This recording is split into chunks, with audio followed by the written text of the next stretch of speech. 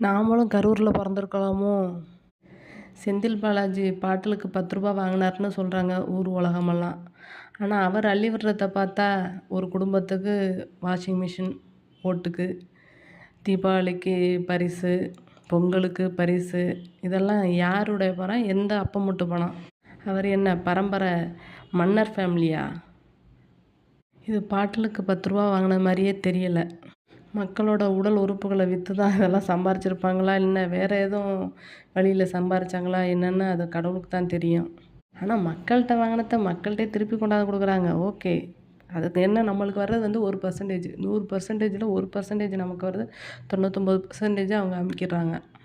இப்போ அடிக்கடி என்னென்னா பிள்ளைங்க வந்து 18லேருந்து 30 வயசுக்குள்ளே அடிபட்டு மூளைச்சாவு ஆகுறாங்க. அது எப்படின்னே தெரியலை. இப்போ அதிக மூளைச்சாவு அதில் வர்ற அந்த உடல் உறுப்புகள்லாம் தானத்தை கொடுக்குறேன்னு சொல்லிட்டு கோடிக்கணக்கில் அடைச்சிட்டு போகிறாங்க.